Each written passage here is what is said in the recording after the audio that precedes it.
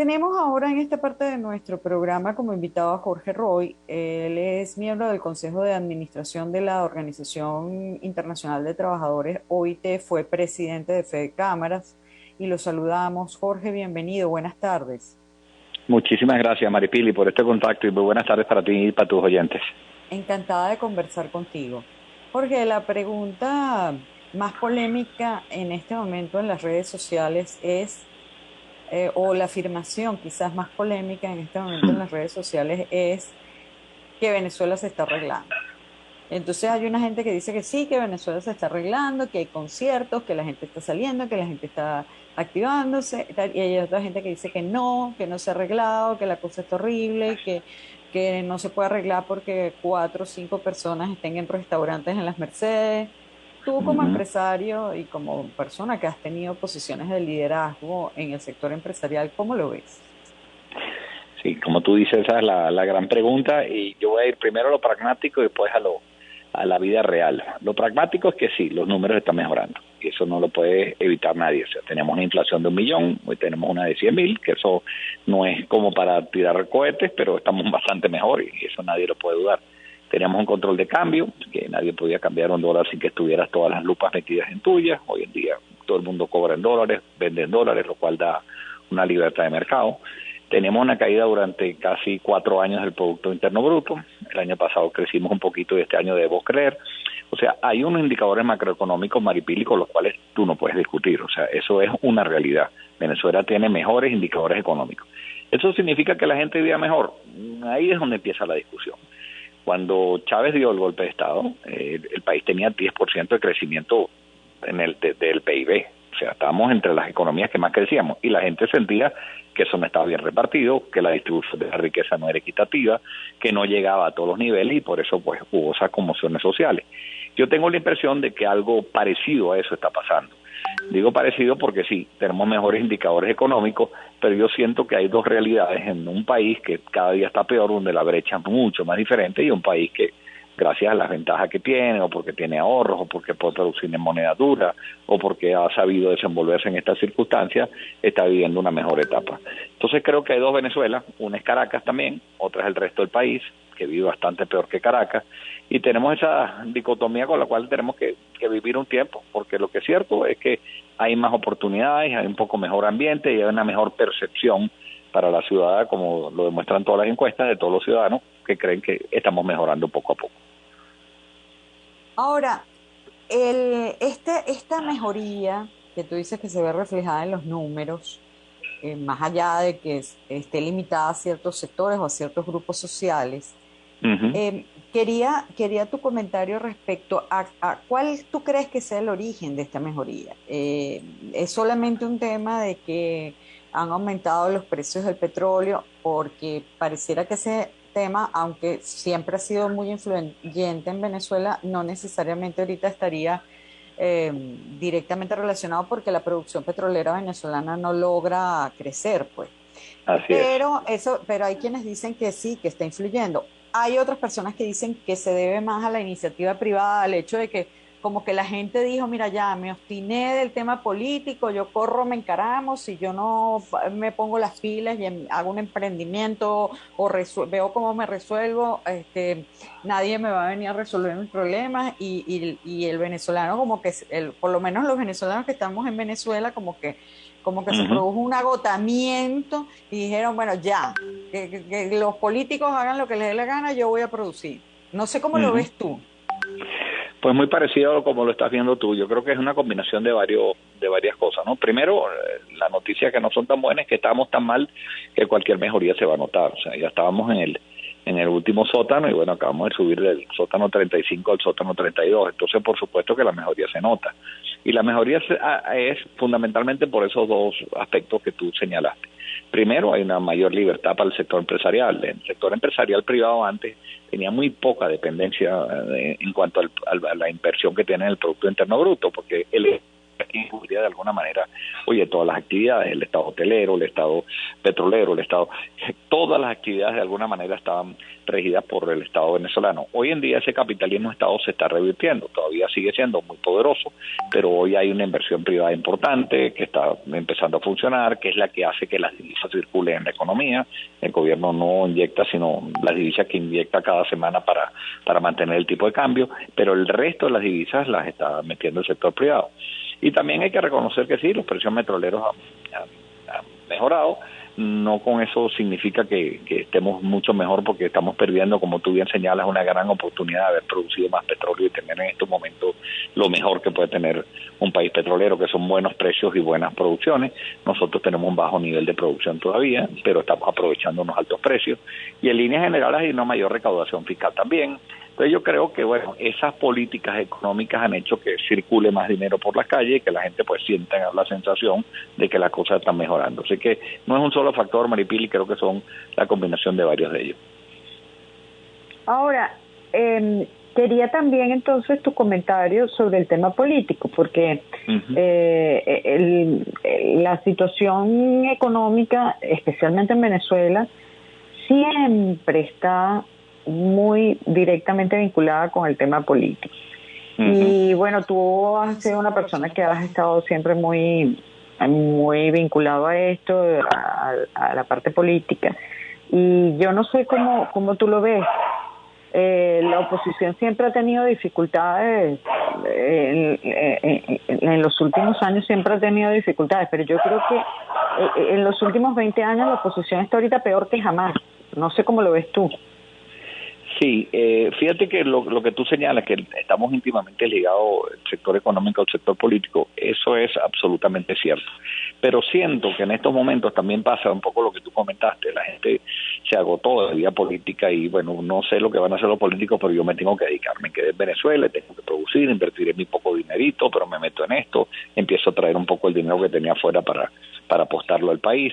Entonces eso está sucediendo, y está sucediendo porque tú estás viendo los ingresos de capital que está viendo en Venezuela, que no es solamente a bodegones, eso sería simplificar demasiado lo que está ocurriendo en Venezuela. Hay unas compras de empresas importantes, hay inversiones en empresas industriales que están mejorando su producción, hay ocurriendo un poco de flujo, de reversión de flujo de capitales que está viniendo al país. En cuanto al tema político, la gente está agotada.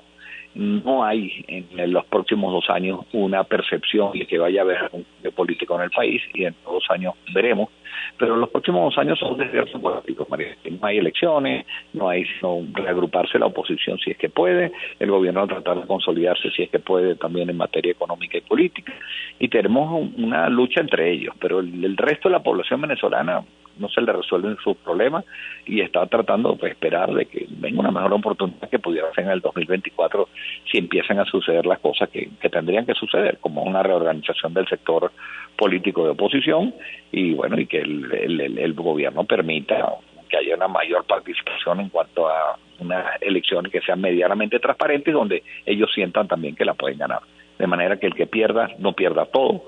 Ese es el ambiente que hay que construir de aquí hasta el 2024, cosa que no es una tarea sencilla. Hablan mucho dentro de la oposición.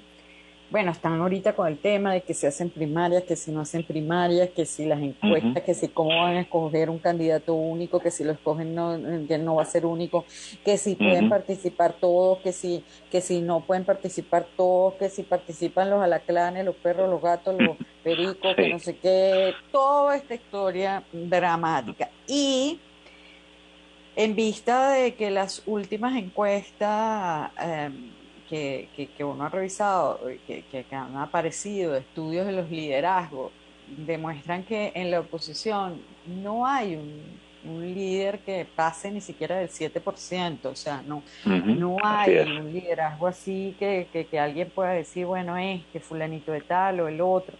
Hay quienes plantean la posibilidad de que aparezca lo que han llamado un outsider. Entonces dicen, bueno, está bien, el liderazgo opositor, bueno, ninguno destaca, todos son, es Blancanieves y los 7 enanitos, o sea, todos son liderazgos muy enanos para poder destacar como para una candidatura presidencial. Por tanto, tiene que aparecer un outsider, un poco un poco, bueno, lo que se ha visto en otras épocas, no sé, un estilo Donald Trump en Estados Unidos, una Ujú. figura distinta que no necesariamente tiene que venir del mundo político, que la gente llama un outsider para que eso reúna los apoyos opositores y puedan presentar una candidatura única. Y dentro de esos outsiders, hay quienes hablan de personas que pudieran surgir del sector empresarial. Por ejemplo, en las Ujú. elecciones anteriores, 2018, fue muy comentado y todo el mundo hablaba de una posible candidatura de Lorenzo Mendoza, pero ya quedó, creo que muy claro para todo el mundo que Lorenzo Mendoza no tiene esas aspiraciones, no, Ujú. pero bueno, pero mucha gente hablaba de una candidatura así, proveniente del sector empresarial. Otra vez se volvió a Correcto. hablar de esos temas y se Ujú. plantea y se dicen nombres de personas que pudieran venir del mundo empresarial para ser ese outsider. ¿Cómo tú ves eso? Tú que conoces bien tanto el mundo de la oposición como el mundo de la empresa, ¿cómo tú ves esa posibilidad de que un empresario, no ahorita no nos referimos a Lorenzo Mendoza, a cualquier empresario, Sí. Bueno, te cuento, primero, como comenzaste por el proceso que tiene la oposición y los problemas que tiene internos sin un líder visible, y tienen que organizar unas primarias que no es el método de escogencia que más me gusta a mí personalmente. Me encantaría que eso hubiera sido por un consenso. Las primarias, como tú bien sabes, dejan riesgos. Yo le gané a Maripili, entonces Maripili no me quiere a mí, y si Maripili me gana a mí, entonces yo no la ayudo tanto. Eso siempre deja unas brechas, unas primarias, pero por otro lado necesita una legitimación la oposición de que haya habido una elección y sientan que tienen algún respaldo popular. O sea que tienen una papa caliente en las manos, y la otra papa caliente es cuando hacerla, porque si la haces ahora y tienes un candidato ya, tú te imaginas un candidato 2 años en campaña con todos los rifles apostándole a él. Entonces es una elección complicada. Yo particularmente creo que debería suceder el año que viene y deberían buscar lo más amplia posible, que para mí es fundamental. Si tú empiezas a excluir que si sí, este le huele mal el aliento, este barriga verde, entonces te fregaste. Esto tiene que ser tan inclusive que realmente todos los partidos y que sea lo más abierta posible para que tenga la legitimidad. En segundo término, tu pregunta, yo creo que los empresarios califican y califican para ser un candidato, ¿no? La experiencia internacional no ha sido tan positiva con empresarios en el poder. Realmente yo mucho más que tiene que tener un basamento político quien aspire a estas posiciones.